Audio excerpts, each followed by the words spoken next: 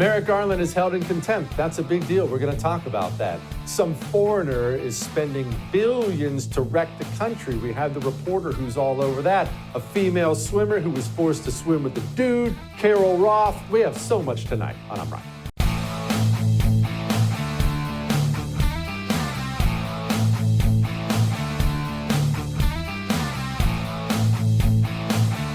All right, Merrick Garland was held in contempt today. It's official. House held Merrick Garland in contempt of Congress. Now, let's talk about what this is, and let's talk about what it's not. First, is this a big deal? Well, it depends. I know that's a terrible way to answer that, but just stay with me. Is it a big deal?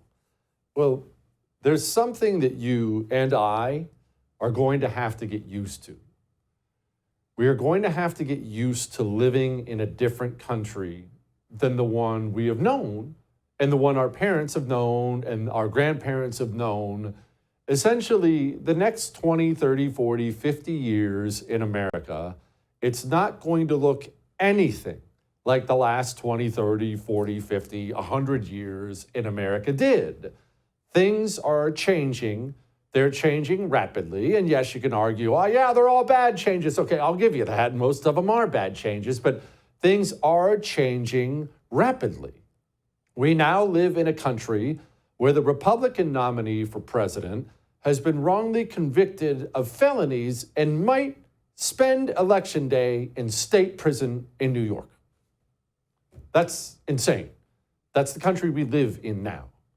We live in a country where the son of the President of the United States of America is a convicted felon, and we have documentation from that son's laptop that shows Joe Biden is pretty much the head of a political criminal enterprise designed to enrich himself using his office. That's not normal. Okay, so normal, let's focus on that word. Normal isn't what it used to be. We don't have to go back to ancient history. If we rewound to the year 2000 and we said the Attorney General of the United States of America has been held in contempt of Congress, that would be a big deal.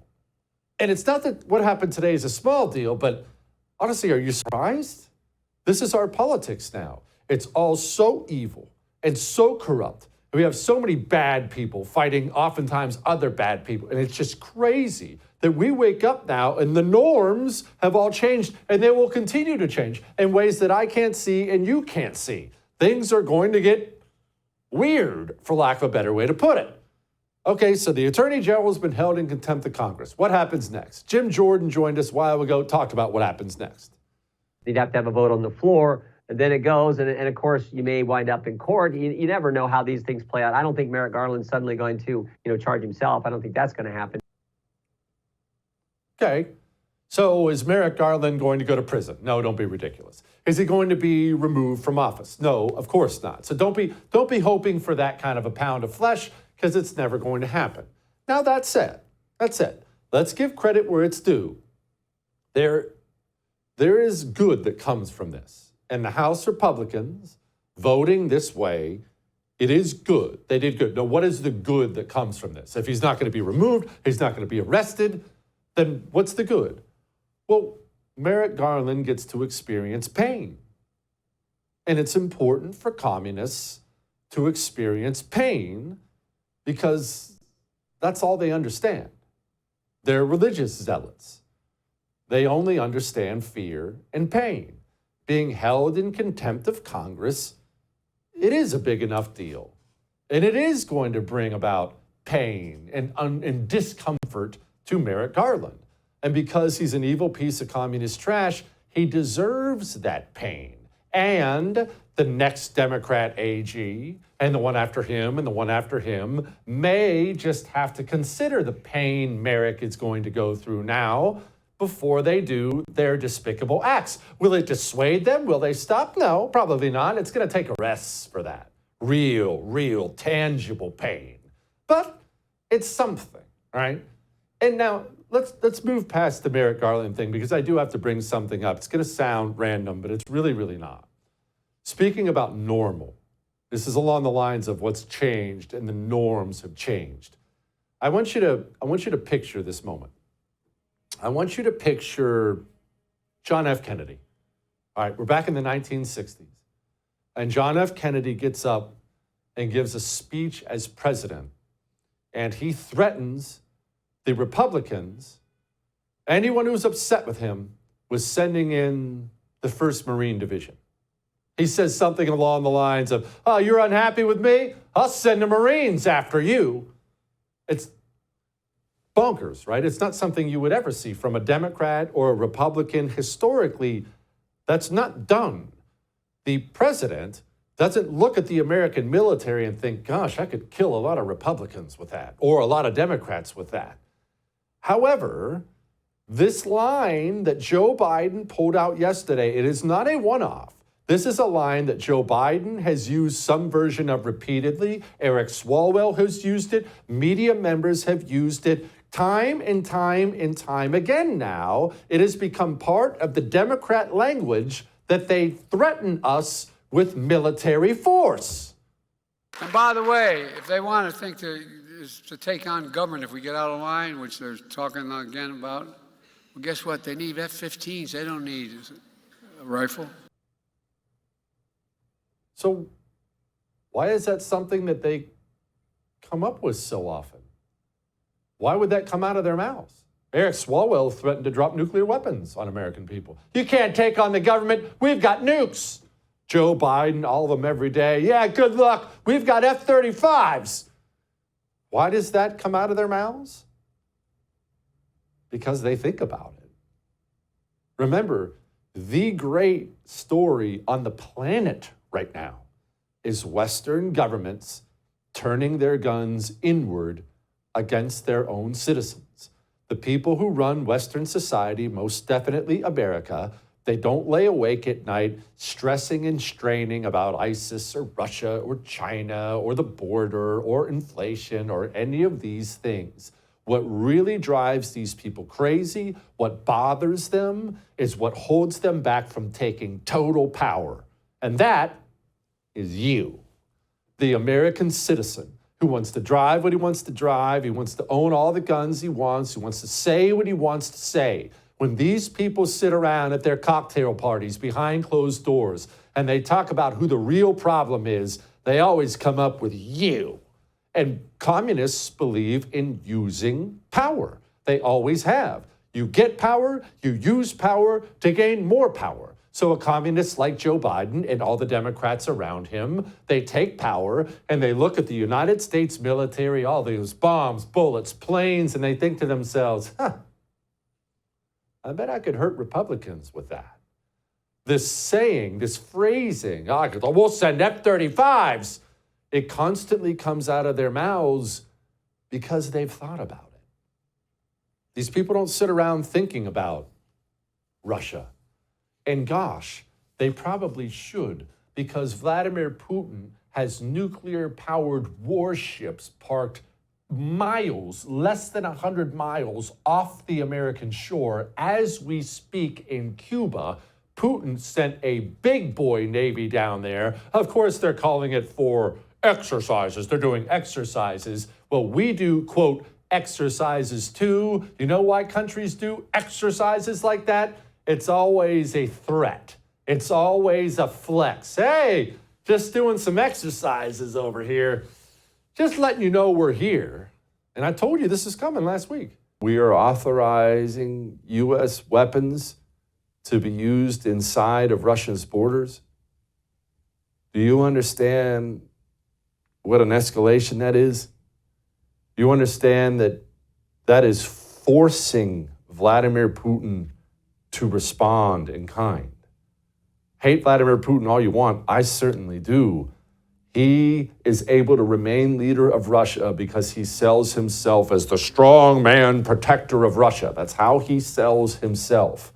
He cannot allow American weapons to kill Russians inside of his border without a response. He can't. And now we have submarines that have cruise missiles on them, Russian cruise missiles, parked off of our shore. Do I think Vladimir Putin's about to launch a nuclear attack on America? No, I do not. Do I know that? No, I don't know that. I don't know that. Do I need to remind you that during the Cuban Missile Crisis, a Russian sub commander, captain of the boat, he ordered his nuclear weapons, a nuclear tipped torpedo, he ordered it to be deployed. That happened. Did you know that? By the grace of God, his crew, his second in command and his crew overruled and overwhelmed him, and it didn't happen. We have been that close to nuclear war because of situations just like this. These idiots, these morons we have in charge of the country, are going to get a lot of people killed, man. And I won't even mention. Do you hear this? You hear this out of the Border Patrol from today? What do you think this executive order, is that going to do anything? Well, it only took him, 3 years and 7 months? In a rare encounter, we meet a Border Patrol agent eager to vent. He asks us to mask his identity, worried he'll be fired for talking so openly. Well, his job did take pride, secured the border. We didn't have to babysit. Does it frustrate you when you hear that, when you hear the narrative, like, why aren't Border Patrol doing anything? And our hands are tied. If I don't allow them to cross and they call and complain, now I'm in trouble and I'm going to lose my job. He blames the current administration. The administration has ordered Border Patrol to open the border. All that may have made you uncomfortable, but I am right. Might want to call and tell someone about that, huh? Use your Pure Talk phone, though. You do have your Pure Talk phone, right? You don't have Verizon anymore, surely. AT&T, T-Mobile. I mean, you've seen the Pride Month stuff these companies are putting out? They're putting that stuff out with your money. Pure Talk loves this country and shares your values. Their CEO is a veteran who fought for this country. You can save a fortune, the exact same 5G network, so it's not like you're dropping calls. I have better service now than I did when I was with T-Mobile. And it takes 10 minutes to switch. You don't even have to switch phones or phone numbers. Go to puretalk.com/JesseTV. You realize for as little as $20 a month, you can have Pure Talk phone? And you can stop funding people who hate you? puretalk.com/JesseTV. We'll be back.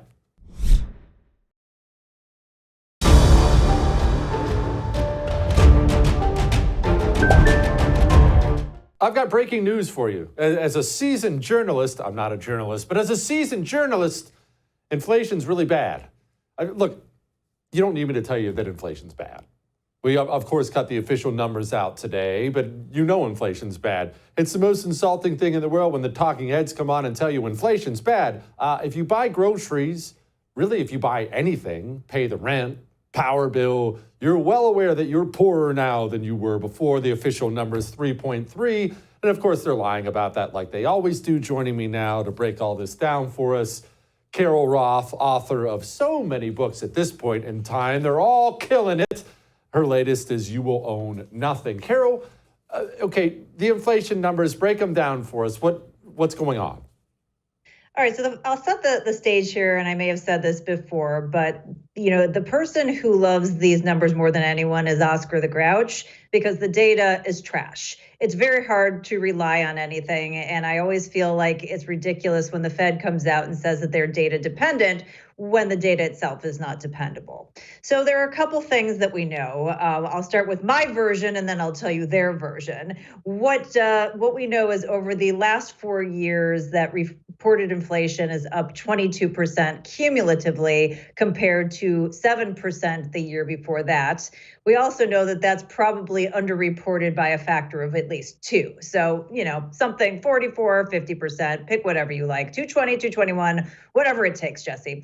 But what we saw today is we saw that at the headline level, CPI was flat. It was at a standstill from their reported numbers, and that what they call core, which is stripping out everything that you need to live, we'll strip out food, we'll strip out energy, that was a little bit better than it had been the month before.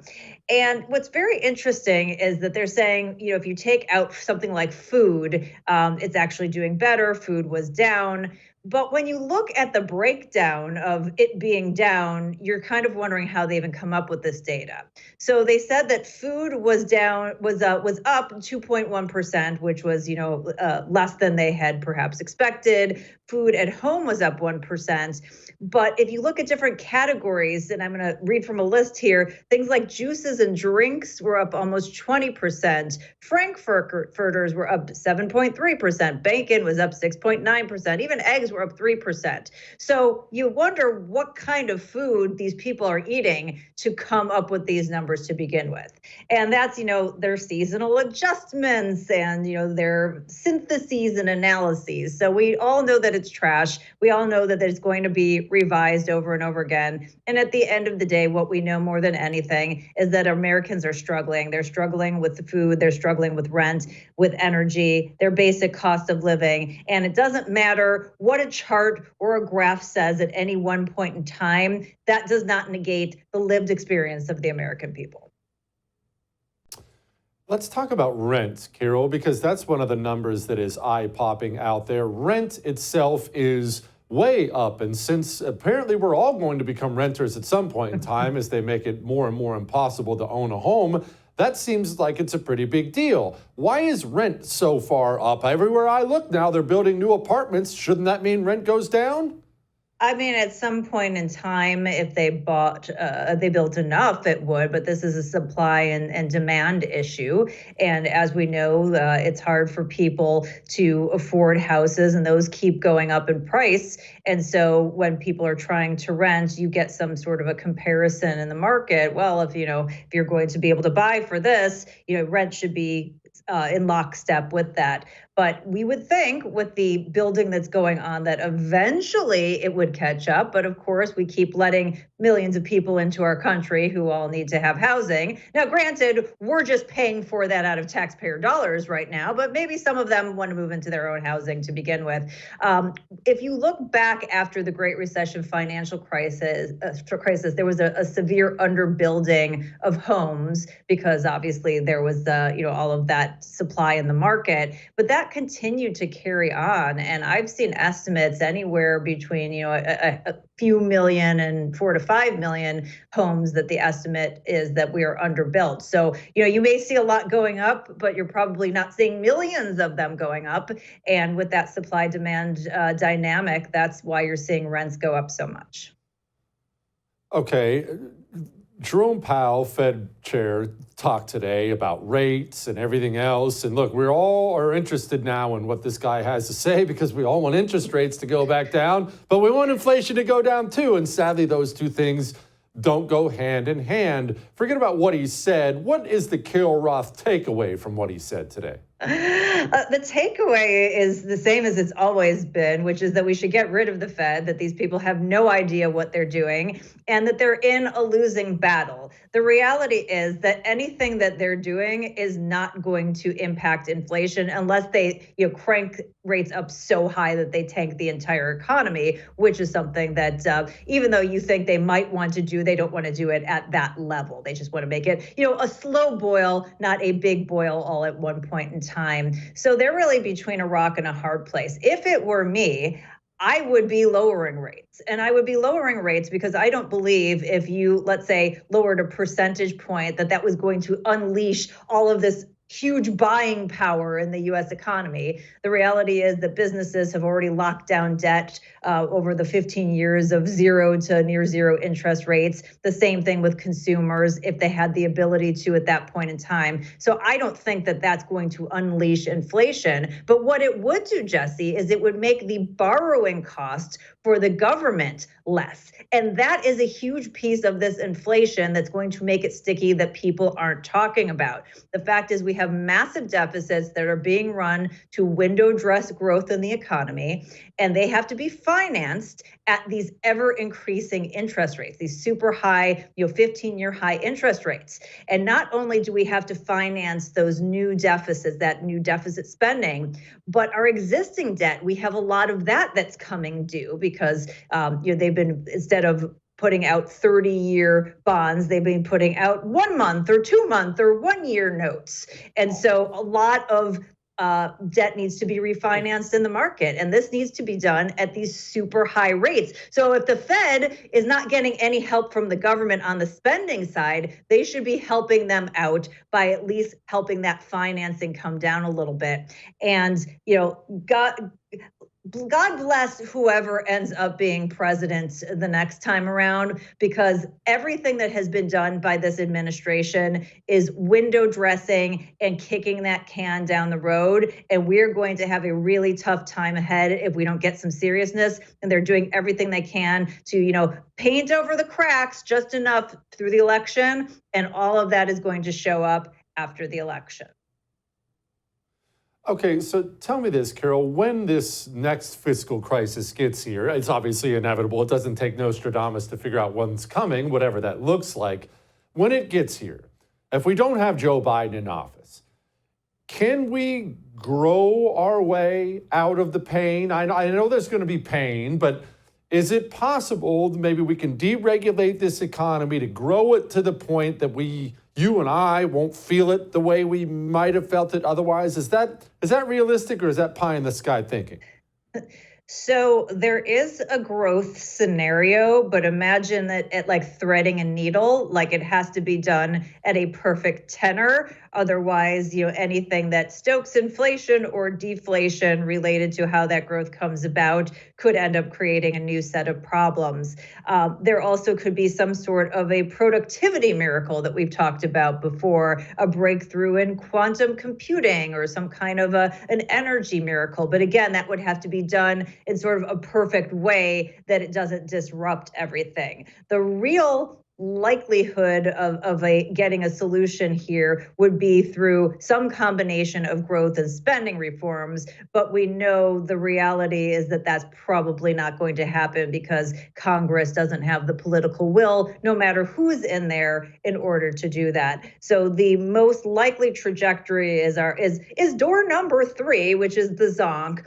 And that means that we are continuing to finance the overspending, the continued spending with debt. And eventually, because we don't have enough buyers at the rates that we have today, that either the rates are going to go up, which would cause chaos in the Treasury market and tank everything anyway, or more likely the Fed steps in either directly or through some crazy program to hide that they're doing it directly and buys the debt. That is monetization of the debt. That is inflationary. That decreases your purchasing power. And that is that fairy tale that we have been living through that has become the American nightmare. And so that, I think, is the reality. And it's why I've been warning people that inflation is sticky and you have to be owning hard assets that have the opportunity to hold on and hopefully appreciate in value. Because while spending inflates, those asset values inflate as well. We've seen that, in the past few years with the stock market, with housing prices, and so on and so forth, commodities like gold, silver, energy, and whatnot. And so you don't want to be the person that has the cash stuffed under the mattress, because all it's going to do is denigrate your purchasing power and that value of your labor that you've worked so hard to accumulate. Yeah. Thank you, Carol, for making us smarter again and giving us some advice along the way. I appreciate you as always. All right. One of the things that frustrates me is not just the American left attacking this country from within. We have foreigners, wealthy, powerful foreigners who wage open warfare on our system here. And we have Luke Rosiak. He joins us next. There's a billionaire, a French one, attacking America, and we just allow this. It blows me away. We'll talk to Luke about that in a moment. Before we talk to Luke, let me talk to you about a great cup of coffee, blackout coffee. And I already felt good when I drank coffee in the morning. It's just how I start my day, a little cup of joe, talking with the fam. Blackout coffee makes me feel better because I know I'm supporting a company who loves my country the way I do.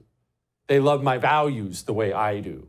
Blackout Coffee doesn't hide from the fact that they believe in God, guns, life, America. They broadcast it proudly. In this day and age, that takes guts, and I appreciate it. Get some. They'll deliver it to your front door. 20% off. 20% off your first order. blackoutcoffee.com/Jesse. Best cup of coffee you've ever had in your life, and they share our values. Go get some. We'll be back.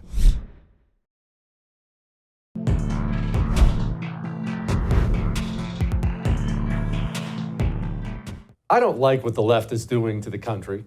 I hate it, as a matter of fact. And it grades on me that you have these super rich guys right here in America who live, work, and worship here. They were born here, and they spend their money to ruin it here. It blows me away. But that, honestly, it takes second to me to the foreigners who do this. Everyone, of course, knows the name of George Soros, wasn't born in America, uses his fortune to wreck this country. But everyone knows that name. They don't know others. And there are many, many, many others out there, these foreign-born guys who take their fortune and use it to attack our country. It grades on me. You ever heard of Pierre Omidyar? I don't know if I'm saying that right. I don't know. I'm an American. Well, I bet Luke knows how to say it. Joining me now, Luke Rosiak, investigative reporter of the Daily Wire. Luke, this is your story, not mine. That's why we reached out. I wanted you to tell it. The floor is completely yours. Who is this Pierre, blah, blah, blah, whatever his name is, and what's he doing to the country?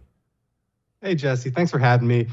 You kind of hit the nail on the head. I mean, this is basically the new George Soros. George Soros, if you've seen any pictures or video of him lately, he's barely hanging in there, and his son is not really up to the task, I don't think, to take over. So Pierre Omidyar, he was born in France, and he founded eBay. So he was one of these big tech guys, 10 years ago, made his billions. And he spent about $2 billion plowing this money into leftist politics. And he's kind of gone mostly unnoticed because he's not usually writing campaign contribution checks. He's kind of found a more insidious and probably more effective way to do it, which is fund all these nonprofits that serve as the minor leagues or the farm teams for the White House and the federal government. And so he, in September 2020, the Omidyar Network issued a call to reimagine capitalism in America, bemoaning structural racism, colonialism, paternalism. It said we needed to build an explicitly anti-racist economy. So this is a guy who's, since the election, taken over some of the government agencies that basically, have a lot of influence over the economy, specifically the Federal Trade Commission. The left talks about colonizers a lot. That's basically what he's done there. He's come in and implanted his people from his various nonprofits in a huge number of key positions, from the chair of the FTC itself to the chief of staff, associate director, chief technology officer, on and on. Similar deal with the antitrust division of the DOJ, where the assistant attorney general in charge of antitrust comes from a Omidyar group, and on with all the top deputies. So again, this is a group, the Omidyar Network, that pledged to commit to the calling of Angela Davis, the communist who was charged with murder and was involved in the Jonestown suicide cult. Just to give you an idea of, kind of where they're coming from here. The other thing to know about Omidyar is he really likes to make it seem like, basically astroturfing, making it seem like people are saying all this liberal stuff, but it's not coming from him. So like when you hear Bill Kristol being like, as a Republican, blah, blah, blah, Bill Kristol is bankrolled by Pierre Omidyar. He's funding like evangelicals to say liberal stuff and can try to convince other evangelicals to, say, Jesus would be a lib, basically. Same with, conservative millennials. So, this Pierre Omidyar guy, he's got massive influence in the Biden administration, and it's, billionaire just basically buying the government. Okay. Can you walk me through how this guy, how does he get his people into something like the FTC, DOJ? It's not like he can just show up at the front door and say, this is my cousin, the dirty commie Sarah, please hire her. How does he get his people in? By basically giving them these sinecures, these fake jobs where they write think tank papers and so on. And, basically they have then the background of being, I'm from this group that's been focusing on this issue. So they try to pretend that they're mostly focused on policy, but it seems to me there's a really politics is lurking not far behind the scenes. A big thing they're focused on is artificial intelligence and breaking up the tech firms, which is interesting because arguably the tech firms like Google and Facebook and TikTok should be broken up. But when you look at the materials from this group, they're basically saying they should be broken up because they weren't liberal enough in the 2020 election. They only listened to our demands to censor like 90% of the time when it should have been 100. And so we're going to basically punish them now. So the government just last week indicated that they're going to pursue these antitrust actions against some of the big tech firms, which is a really big deal. It may or may not be a good idea, but it seems to be done here for the wrong reasons. And AI, same deal. I mean, that's a pretty big topic right now. We're not talking about some obscure branch of the government, but this guy had this whole nonprofit called AI Now, and they hired the entire staff of his nonprofit and made them advisors at the FTC. So again, they had the kind of resume, thanks to his money, that made them seem like good candidates for a federal job. But then they bring their whole network with them, and their entire background is, funded by this guy. They've got all their friends in the government. And so, I don't think it's illegal or anything what he's doing, but he's extraordinarily successful at it. So they're creating the resume that gives them the credentials, that gets them into the government job so they can destroy what he wants to destroy. Honestly, it's brilliant when you think about it. Do we know what this guy's axe to grind is with America? He made an eBay fortune. What's his problem? Yeah, America's been pretty good to him. He's of Iranian heritage. His family's from Iran originally, but he was born in France. Then he comes over here, makes his money in Silicon Valley, and now he's ostensibly taking on Silicon Valley. He has some sort of axe to grind against the place that made him literally a billionaire. But he keeps coming back to, and his groups keep coming back to, this idea that they didn't censor enough information about coronavirus. There was misinformation about COVID. I think they wanted us not to hear about things like the lab leak, which is almost certainly true, but which they were furious about. Back around, September 2020, how could Facebook be allowing people to hear about the lab leak? And then, same thing with election conspiracies. It seems like really mad that, Biden barely squeaked out a win in 2020. Maybe they think his margin should have been wider if the Facebook and Meta, Google, all these guys would have just had complete obedience to the Democrat Party, which I think for us hearing that, it just illustrates how strident this guy's politics are. Because to us, it seems almost insane to be like, the problem with the tech giants is that they're not liberal enough. Like, how far left do your politics have to be to think that Google is too conservative? All right, I don't want to let you go without getting the skinny on this story about George Soros. Speaking of these foreign billionaires and Soros himself, George Gascon. See, I've got the Pierre thing on the mind. George Gascon, LA's DA, and election software. What's all this? Well, so, there was a guy, Gascon, who's a far-left Soros-backed DA, brought charges against this election company a couple of years ago. And there were some conservatives who were like, this is good. We think the elections, maybe aren't on the up and up. So this is good that someone's being charged. So when the far left DA was praised by conservatives, it seemed like he suddenly had to do the opposite. So instead of prosecuting this Chinese guy that owns this election company, they wind up dropping the charges and paying him $5 million for the trouble of having been what they say is wrongfully charged. But they don't really say wrongfully charged. No one has really answered questions about what it was in the indictment that was not true. Now, I'm not saying whether, for all I know, maybe he is innocent, but no one has explained why. And it never really got to play out in court. Instead, they put the prosecutor, the deputy DA who was in charge of this, they put him on leave and basically tried to make it seem like he bungled the case. So the development in this story is that now he's been restored to his job. They cleared him. There's no indication that he, bungled this case and it was all made up. So the question now is, if the prosecutor didn't do anything bad, why did you drop charges and pay the dude $5 million for this election thing? So yeah, it gets into, some of this election stuff. I don't think all the stories you hear about election firms are true, but the conduct in this, as far as paying this guy who was, even if he was wrongfully charged, you don't typically get paid $5 million by a prosecutor. So it's pretty interesting to see this play out. When he was arrested, it kind of it wasn't good for the Democrats' narrative that it's all made up. And it was a little nuanced. When no one was alleging that votes were stolen, it was more about some data potentially going over to China. But anything that was perceived as being helpful to conservatives, I think there's an instinct among these leftist prosecutors that they have to do the opposite of anything conservatives say. And that can make them do some pretty weird things sometimes. Yeah, no doubt. Luke, I appreciate you as always, my friend. Keep on keeping on. All right. Remember that UPenn swim team, the one with the dude on it? It was dominating everybody. One of those swimmers, Paula Scanlan, she's speaking out. She's speaking loudly about what happened to her, what it was like.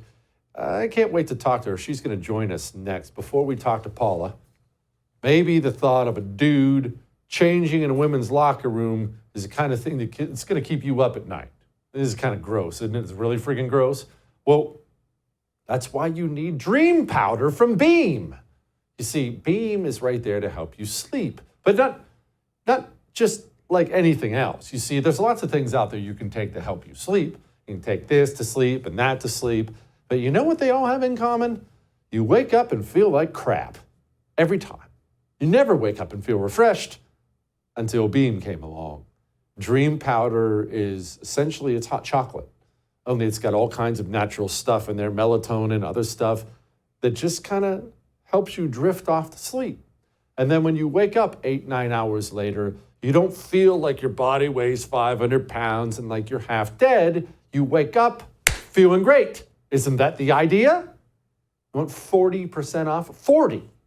Shopbeam.com/Jesse Kelly is where you go get that.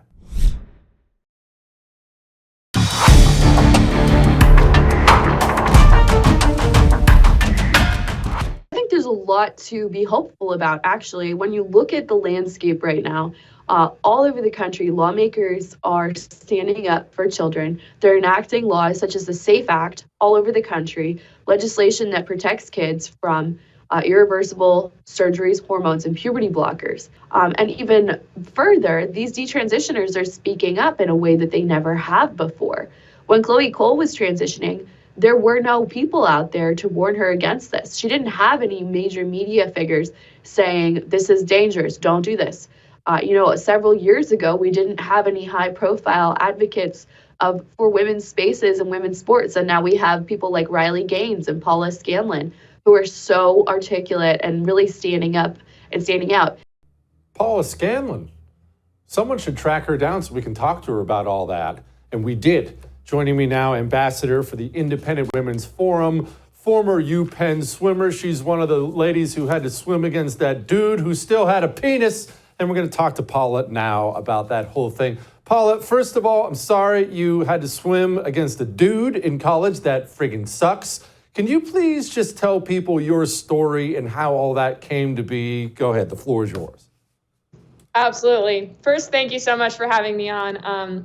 I was a member of the University of Pennsylvania women's swim team, where, of course, I had a normal swimming team experience my first year, and then the beginning of my sophomore year, a member of the men's team named Will comes to all of us and says, I identify as a woman. Please refer to me with she, her pronouns, and I will be joining your team next season. And of course, COVID happened. It gets delayed.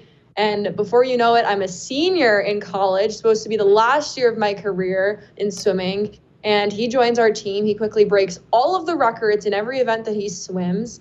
He then goes on to qualify for NCAAs, which, by the way, most people in the Ivy League do not even qualify for that meet at all. And then he went on to become the first ever man to win a women's NCAA title, which, yes, that photo right there flashing before me, that is his championship win there.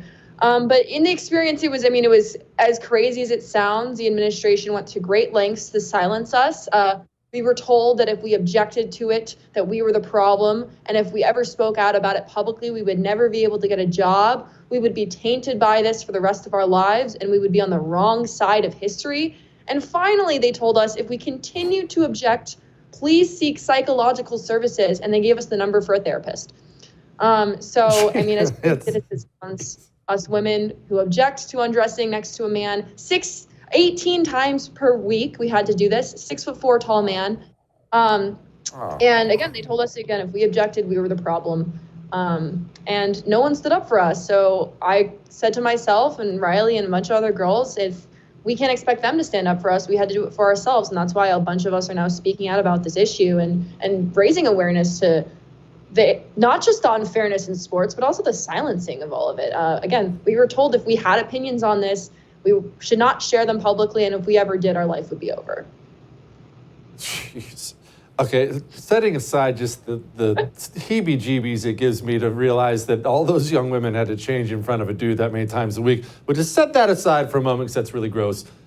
You say we were told. I'm not asking you to name names, but who's coming to you and saying these things to you? Is it coaches? Is it professors? Are we talking about just some dirty commie activist on the quad? Who's coming to you and saying, shut your mouth or your life will be ruined?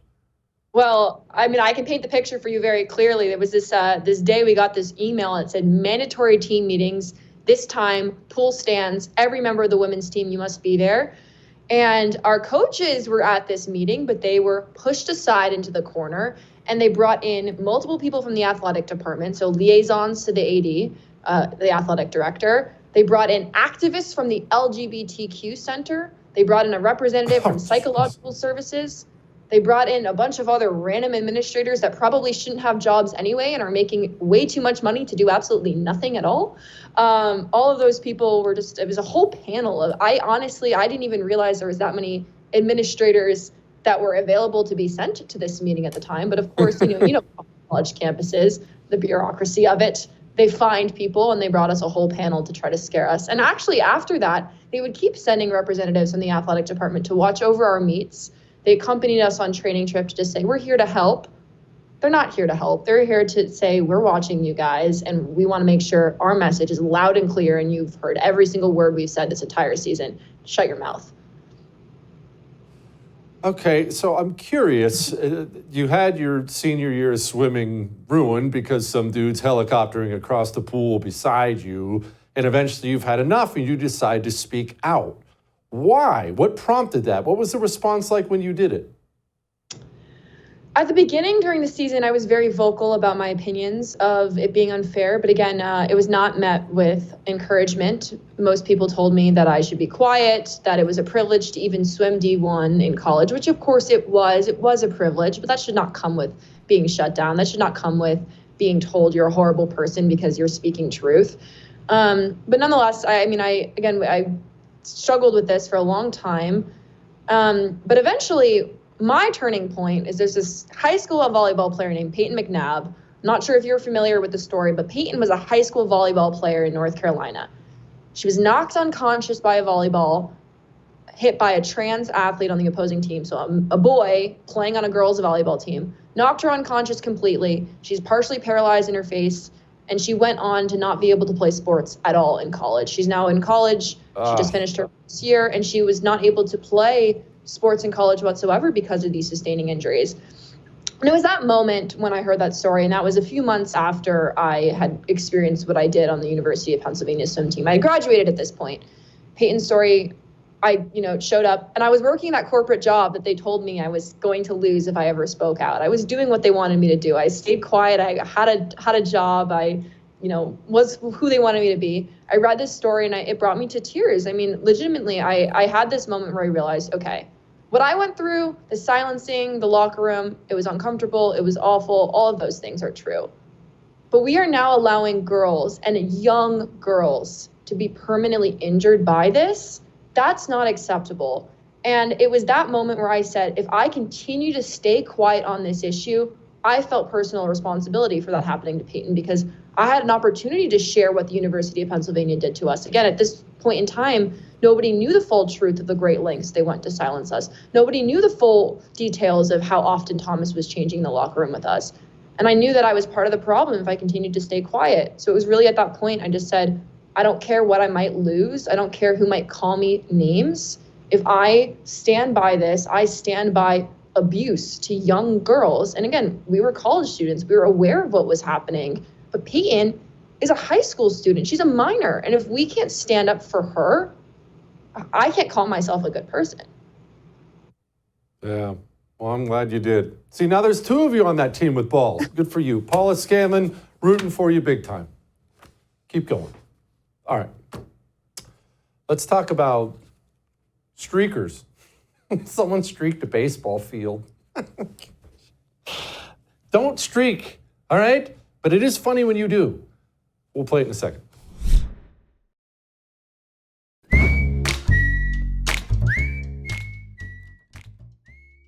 All right. It is time to lighten the mood. And you know why they don't show streakers on television during games? They don't show streakers on television during games because, well, the thinking behind it is, if we broadcast this person's doing it for attention. If we broadcast it, then more people are going to do it. And they're not wrong about that. But the problem with that is it's the internet age, and there's always somebody videoing it, and it always gets out. And I don't want you to ever streak a game or anything like that, but it is always funny. The dodging of security is always funny. When security finally spears him or tases him, always funny. I'm sorry, this is funny.